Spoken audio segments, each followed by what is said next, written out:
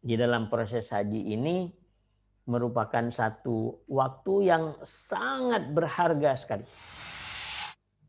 Tentu saja bagi ulul albab itu bagaimana menghilangkan kefasikan, rafat atau berbantah-bantahan.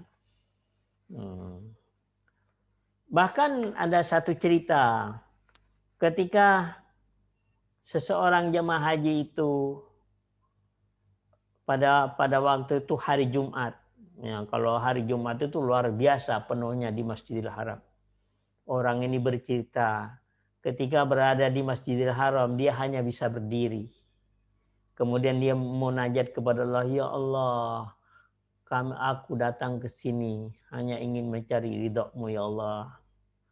Aku tidak mendapatkan tempat duduk sehingga dia hanya bisa berdiri saja. Kemudian dia munajat kepada Allah, ya Allah berikan tempat duduk, tunjukkan kepada kami ya Allah. Tiba-tiba dia melihat satu tempat di situ ada kosong. Langsung dia menempati tempat yang kosong itu. Akhirnya apa? Dia menangis kepada Allah. Ya Allah, Engkau benar-benar kontan mengabulkan permohonan hamba-Mu ya Allah. Ini merupakan satu betul-betul Allah itu mendengar batin hambanya yang meminta langsung kontan diberikan oleh Allah Subhanahu wa taala. Sehingga bagaimana proses di dalam haji itu betul-betul batin kita. Jadi apa yang dilarang dan batin kita apa yang harus dilakukan, betul-betul antara lahir batin sama yang gaib itu kita dekatkan. Maka disitulah nanti Allah akan memberikan pelajaran-pelajaran bagi ulul albab. Banyak pelajaran batin. Dan itu yang dinamakan dengan ilmu ladunni. Ilmu yang langsung dari Allah Subhanahu wa taala. Kalau kita lihat di dalam surah Al-Baqarah, wattaqullaha wa yu'allimukumullah. Bertakwalah kepada Allah, nanti Allah yang akan mengajarkan. Nah, disitulah Allah betul-betul memberikan pelajaran kepada ulul albab. Jadi waktu proses haji itu adalah merupakan satu waktu yang sangat mustajabah. Sayang kalau itu diabaikan begitu saja. Apalagi cuman naik haji sekedar mendapatkan gelar haji, terus kemudian sampai di sana rebutan misalnya atau bantah-bantahan, sudah jauh dari perilaku ulul albab. Maka disitulah ulul albab akan mengambil satu pelajaran dari satu waktu yang sudah ditetapkan oleh Allah Subhanahu wa taala, bagaimana Allah betul-betul akan menunjukkan apa yang ada di dalam batinnya.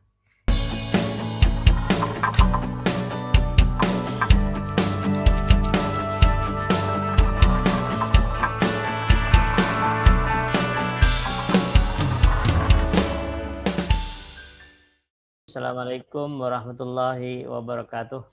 Waalaikumsalam warahmatullahi wabarakatuh. Mari sebelum kita mulai kajian, terlebih dahulu kita buka dengan pembacaan Ummul Kitab Al-Fatihah.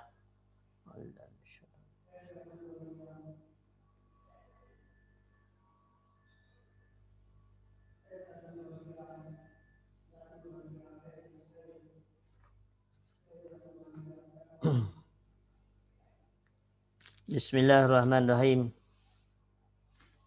Alhamdulillahilladzi khalaqal mauta wal hayata liyabluwakum ayyukum ahsanu amala wa huwal azizul ghafur. Asyhadu an la ilaha illallah wa asyhadu anna Muhammadan abduhu wa rasuluh. Allahumma shalli wa sallim wa barik ala Muhammad wa ala ali Muhammad wa ba'd. Puji syukur kita panjatkan kehadirat Allah Subhanahu wa taala. Salawat serta salam semoga Allah limpahkan kepada junjungan kita Rasulullah Muhammad SAW keluarga beliau, para sahabatnya, dan kepada kita sekalian. Amin ya rabbal alamin. Kita masih akan membahas tentang ulul albab. Mungkin ini yang bab yang terakhir. Nanti untuk selanjutnya kita lanjutkan kajian berurutan yang sudah sampai di surat yang ke-17, surat Al-Isra.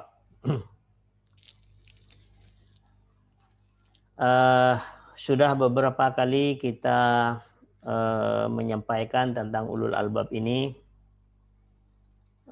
Kemudian insya Allah saya mungkin 10 atau 15 menit menyampaikan. Kemudian nanti kita lebih bagus kita lanjutkan dengan satu dialog atau pertanyaan, ya, baik mengenai topik yang sedang kita bahas maupun di luar topik. Baik Bapak Ibu sekalian, bahwa pada kali ini bagaimana ulul albab, ya. Ulul albab ini adalah merupakan satu hamba Allah yang karena Allah menyatakan yang bisa mengambil satu pelajaran hanyalah ulul albab. Sehingga secara hakiki sesungguhnya Allah Subhanahu wa taala ingin berbicara dengan ulul albab. Karena ulul albab ini adalah yang mempunyai analisa yang dimana analisanya mengikuti analisa Al-Quranul Karim.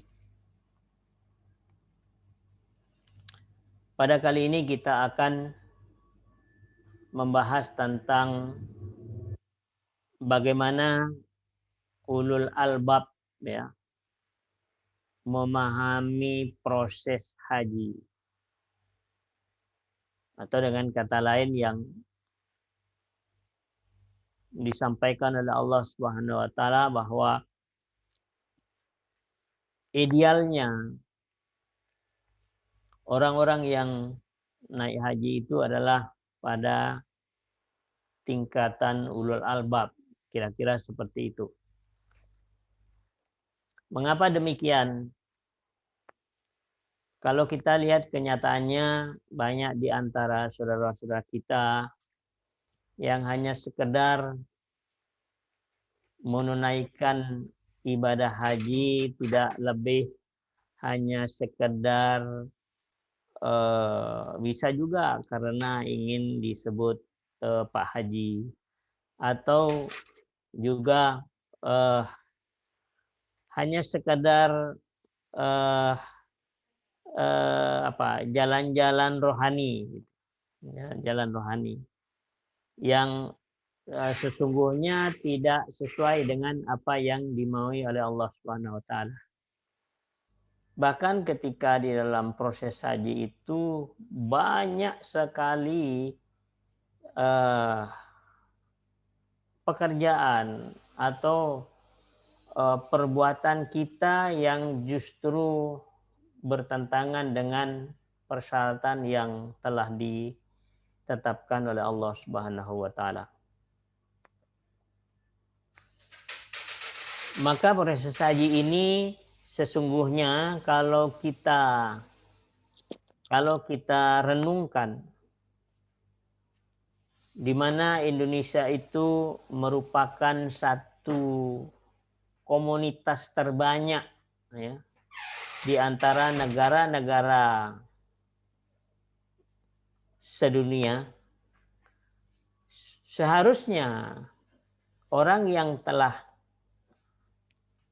melakukan ibadah haji itu, karena ini adalah mayoritas, harusnya ada satu perubahan yang sangat signifikan.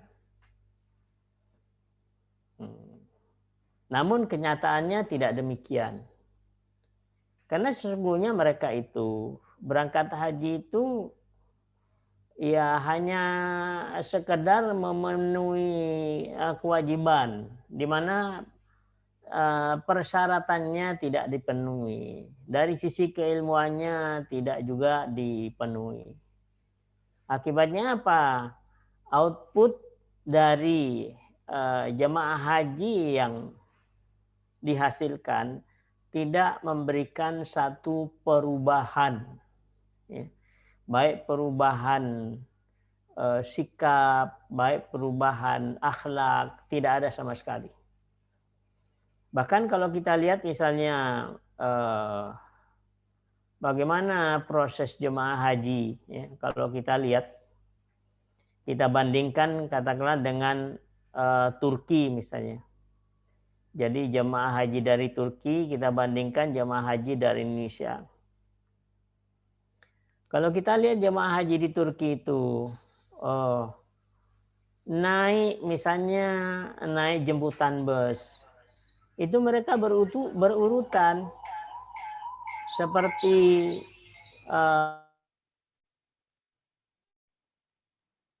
tertib sekali. Tapi kita lihat bagaimana jemaah haji dari Indonesia. Ini sungguh sangat luar biasa, bahkan boleh dikatakan memalukan. Jadi naiknya bis, rebutan, saling senggol. Bahkan ada di antara mereka itu yang justru berkelahi mulut, itu, sumpah serapah. Maka ini sungguh telah mereka berangkat ke tanah suci dengan tidak siap secara keilmuan. Akibatnya seharusnya jemaah haji itu akan memberikan dampak lahir maupun batin, akan lebih meningkat.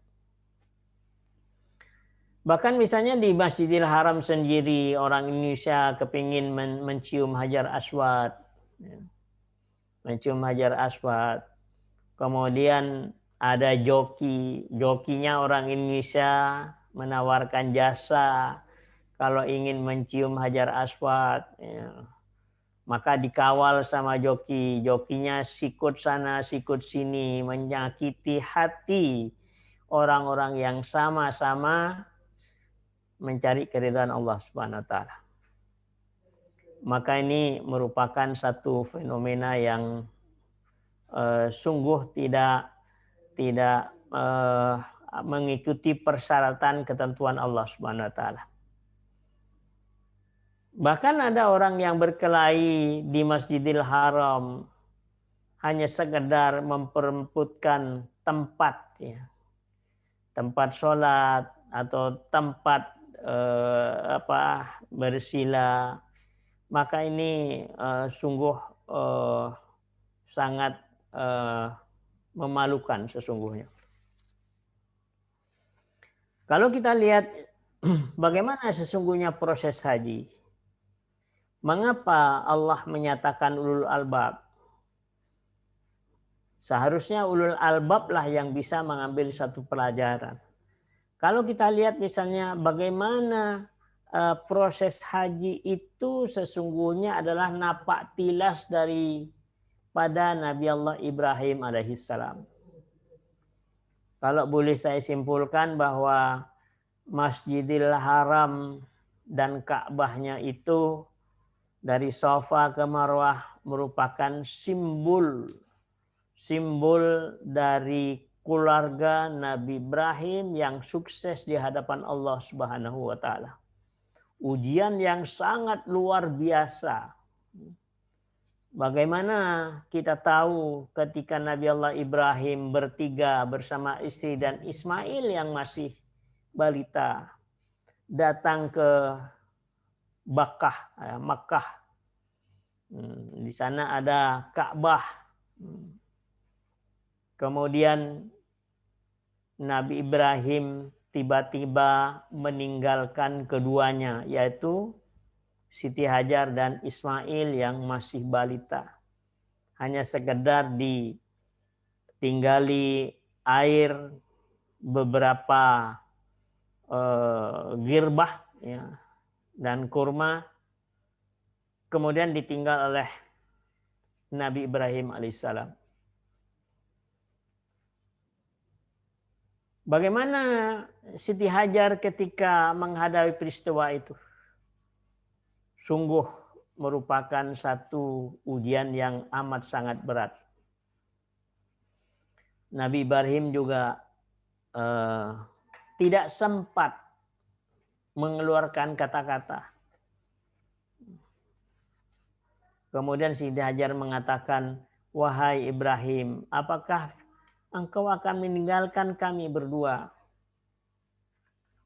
Maka sungguh Nabi Ibrahim tidak sempat mau membicarakan, tidak tega. Kemudian Siti Hajar mengatakan lagi, apakah engkau ini diperintah oleh Allah? Kemudian barulah Nabi Ibrahim berani mengucapkan, ya, bahwa saya diperintah oleh Allah untuk meninggalkan kalian berdua. Akhirnya ditinggal. Kemudian Siti Hajar mengatakan, kalau memang itu perintah Allah, mudah-mudahan Allah akan menolong kami berdua.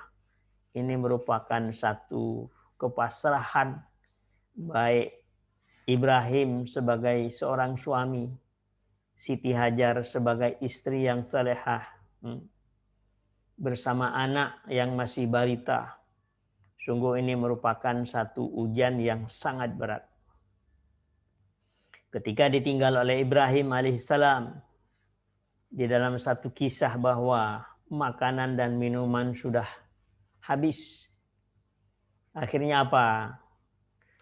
Siti Hajar mencari minum, mencari air, mulai dari Bukit Sofa dan Marwah. Sehingga berjalan dari Bukit Sofa ke Marwah, Marwah ke Sofa, itu adalah merupakan satu usaha. Ya, jadi kalau kita lihat bagaimana Siti Hajar yang begitu pasrahnya kepada Allah, tapi juga menghadapi satu kesulitan yang sangat luar biasa. Jadi inna ma'al usri yusra. Bersama kesulitan akan ada satu kemudahan. Dan itulah yang dilakukan oleh Siti Hajar. Karena kesabarannya. Sehingga ini hikmah bagi kita. Bahwa yang pertama ketika itu adalah merupakan satu ketentuan Allah. Maka yakinlah kita kepada Allah bahwa pasti Allah akan memberikan jalan keluar. Dijamin oleh Allah Subhanahu wa taala. Hanya persoalan waktu menunggu saja. Pada saat waktu menunggu itulah diminta kita untuk bersabar tadi. Sehingga jalan keluar sudah disiapkan oleh Allah Subhanahu wa taala, kemudian menunggu waktu bahwa diperlukan satu kesabaran. Kesabaran inilah yang Allah nanti akan bayar tanpa batas. Sehingga menjadikan satu ibrah yang sangat luar biasa bagaimana prosesi haji. Demikian juga bagaimana ketika Allah perintahkan kepada Ibrahim untuk menyembelih putra yang dia cintai. Allah Subhanahu wa taala cemburu kepada Ibrahim. Karena begitu usia sudah dewasa, baru dikarunia anak, maka Ibrahim cintanya luar biasa kepada anaknya. Maka disitulah kecintaan seorang ayah kepada anak diuji oleh Allah Subhanahu wa taala. Apakah kita tetap? Apakah Ibrahim ini tetap mencintai anak atau mencintai Allah Subhanahu wa taala? Akhirnya Allah perintahkan untuk memotong leher Ismail. Dan perintah itu pun dilakukan dengan sempurna oleh Nabi Allah Ibrahim alaihissalam. Ini merupakan sesuatu ujian yang amat sangat berat. Sehingga kalau kita lihat bagaimana prosesi haji itu adalah merupakan satu napak tilas Ibrahim sekeluarga yang terdiri daripada Ibrahim, istrinya, dan Ismail sebagai anaknya. Satu keluarga ini yang terdiri dari 3 bapak, ibu, dan anak. Ini di hadapan Allah Subhanahu wa taala adalah merupakan satu sukses yang sangat luar biasa. Sehingga simbol keberhasilan rumah tangga Nabi Allah Ibrahim itulah sesungguhnya proses haji. Maka oleh karena itu sesungguhnya yang bisa mengambil pelajaran itu semuanya hanyalah ulul albab. Kemudian kalau itu merupakan satu cerita bagaimana Nabi Allah Ibrahim diuji yang begitu luar biasa hebatnya oleh Allah Subhanahu wa taala.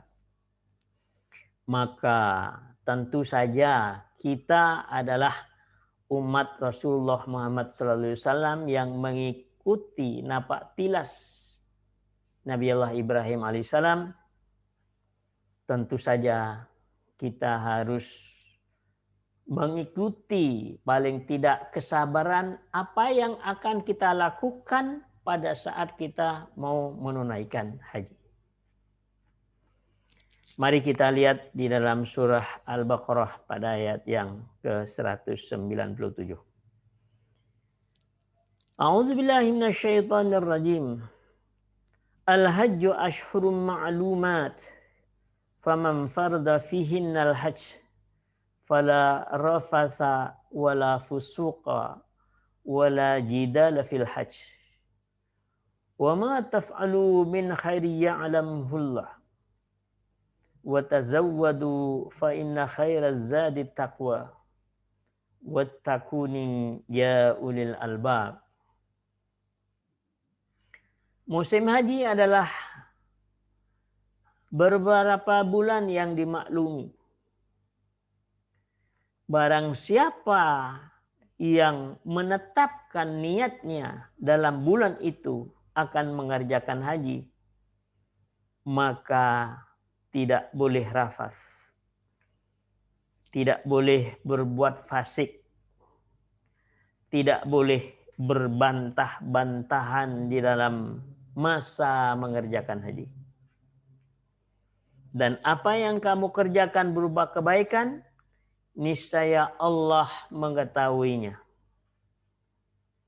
Fatazawwadu, berbekalah. Fa inna khairaz zadi taqwa. Maka sesungguhnya sebaik-baik bekal adalah takwa. Dan bertakwalah kepadaku, wahai ulul albab. Di sini Bapak Ibu sekalian, pada umumnya yang kita lakukan itu adalah hanyalah bekal secara lahiriah dan finansial. Jadi jaga kesehatan, bekal secara finansial sudah kita penuhi, jaga kesehatan. Hanya itu saja yang menjadi pusat perhatian kita. Padahal kata Allah, fatazawwadu fa inna khairaz zadi taqwa. Berbekallah. Tapi justru dari bekal-bekal yang paling pokok itu adalah ketakwaan kepada Allah. Tapi takwanya di sini adalah ketakwaan pada tingkatan ulul albab.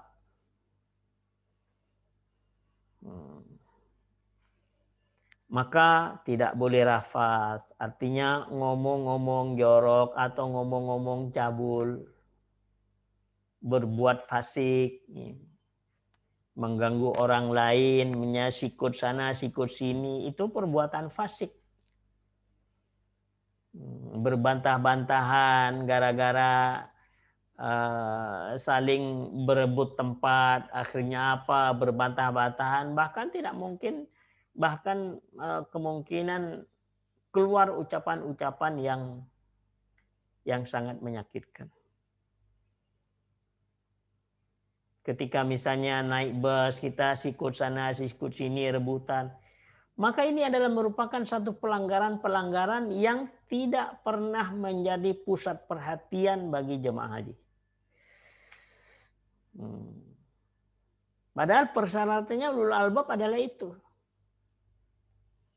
Karena jangan lupa bahwa sesungguhnya pada saat kita mulai mau berangkat dari satu tempat menuju Makkatul Mukarramah, maka ini harus benar-benar sudah dimulai dari tanah air untuk berbekal ketakwaan, dan ketakwaan itu pada tingkatan ulul albab. Kemudian ada satu cerita-cerita aneh-aneh orang-orang yang telah melakukan haji. Misalnya berangkat haji dalam keadaan penuh dosa, belum bertobat kepada Allah Subhanahu wa taala, maka sampai di sana akan menemui berbagai macam kesulitan. Bahkan ada yang bercerita bahwa ketika berangkat ke Mekah melakukan tawaf, dia tidak bisa melihat Ka'bah. Maka ini adalah merupakan satu fenomena yang memang sangat luar biasa. Kenapa Allah itu menyuruh ulul albab? Idealnya adalah ulul albab. Karena sesungguhnya antara yang lahir, yang batin dengan yang gaib itu menjadi satu kesatuan akan ditunjukkan oleh Allah Subhanahu wa taala di Makkatul Mukarramah sana. Misalnya di sana orang yang mempunyai niat tidak bagus, langsung kontan ditunjukkan oleh Allah Subhanahu wa taala. Maka betul-betul di sana itu satu pelajaran, betul-betul yang hanya bisa menangkap itu adalah ulul albab. Bahkan ada orang yang mengatakan, wah saya banyak dosa, bagaimana nanti saya takut di sana. Sesungguhnya semua orang akan punya dosa. Tapi asal orang itu mau bertobat kepada Allah sebelum berangkat, memohon ampunan kepada Allah Subhanahu wa taala, kemudian menunaikan ibadah haji, tidak perlu takut. Karena ketika seorang hamba itu memohon ampunan kepada Allah Subhanahu wa taala, astagfirullahaladzim, maka sudah cukup bagi Allah Subhanahu wa taala untuk tidak mengazab orang itu. Sehingga memang fenomena antara yang lahir dengan yang batin sama yang gaib itu betul-betul bedanya sangat tipis. Dan yang bisa menangkap itu hanyalah ulul albab. Oleh karena itu Allah Subhanahu wa taala mempersyaratkan idealnya memang ulul albab gitu. Karena hanya ulul albab lah yang dapat mengambil satu pelajaran pada saat di Makkah sana. Sebagaimana Allah Subhanahu wa taala menjelaskan di dalam surah Al-Hajj, surah yang ke-22 pada ayat yang ke-25. A'udzubillahi minasyaitonir rajim. Innal ladzina kafaru wa yasudduna an sabilillahi wal masjidil haramil ladzi ja'alnahu lin-nasi sawa'an akifu fihi wal bad.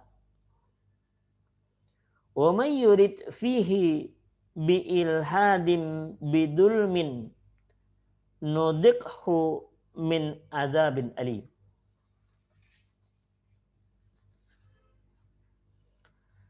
Sesungguhnya orang-orang kafir dan menghalangi manusia dari jalan Allah dan Masjidil Haram yang telah kami jadikan untuk semua manusia, baik yang bermukim di situ maupun yang berada di padang pasir. Dan siapa yang bermaksud di dalamnya melakukan kejahatan secara zalim, niscaya akan kami rasakan kepadanya sebagian siksa yang pedih. Jadi kalau ada orang bercerita, wah pendek kata di sana itu, ya gerak hati itu harus betul-betul suci. Kita punya niat buruk saja langsung ditunjukkan oleh Allah Subhanahu wa taala.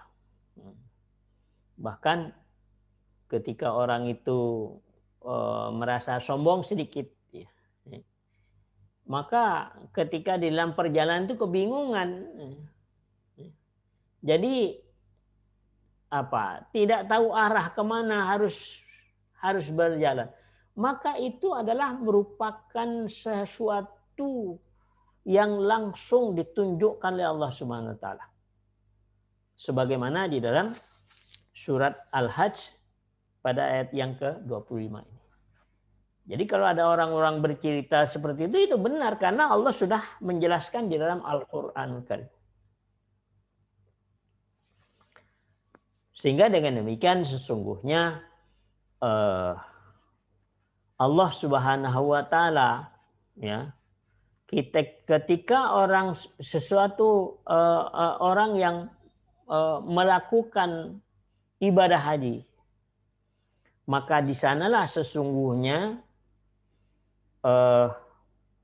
betul-betul waktu itu sangat optimal. Lakukan jiwa kita untuk berdialog dengan Allah Subhanahu wa taala. Apa yang akan diminta pada saat itu langsung akan diberikan oleh Allah Subhanahu wa taala. Maka itu adalah merupakan satu latihan praktis, ya.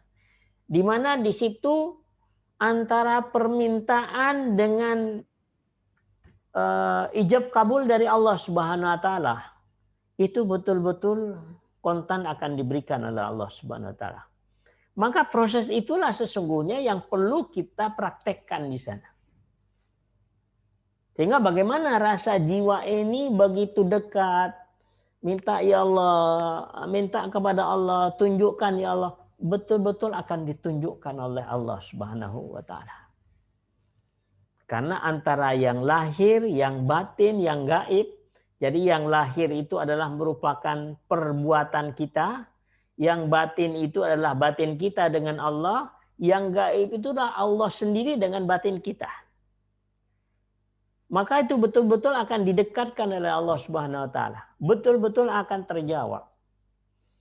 Nah, yang hanya bisa mengambil pelajaran itu atau kesempatan itu hanyalah ulul albab yang bisa mengambil pelajaran itu. Oleh karena itu, di dalam proses haji ini merupakan satu waktu yang sangat berharga sekali.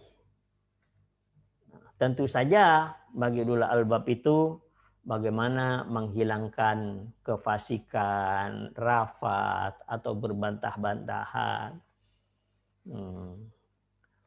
Bahkan ada satu cerita ketika seseorang jemaah haji itu pada waktu itu hari Jumat.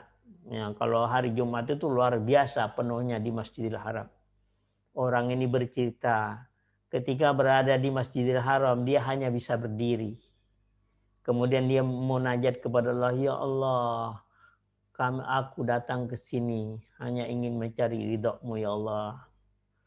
Aku tidak mendapatkan tempat duduk sehingga dia hanya bisa berdiri saja. Kemudian dia munajat kepada Allah, ya Allah, berikan tempat duduk, tunjukkan kepada kami ya Allah. Tiba-tiba dia melihat satu tempat di situ ada kosong. Langsung dia menempati tempat yang kosong itu. Akhirnya apa? dia menangis kepada Allah, ya Allah, Engkau benar-benar kontan mengabulkan permohonan hamba-Mu, ya Allah. Ini merupakan satu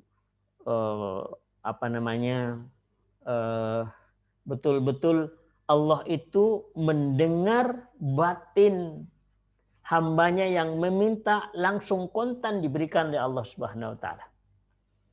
Sehingga bagaimana proses di dalam haji itu betul-betul batin kita. Jadi apa yang dilarang dan batin kita apa yang harus dilakukan, betul-betul antara lahir batin sama yang gaib itu kita dekatkan.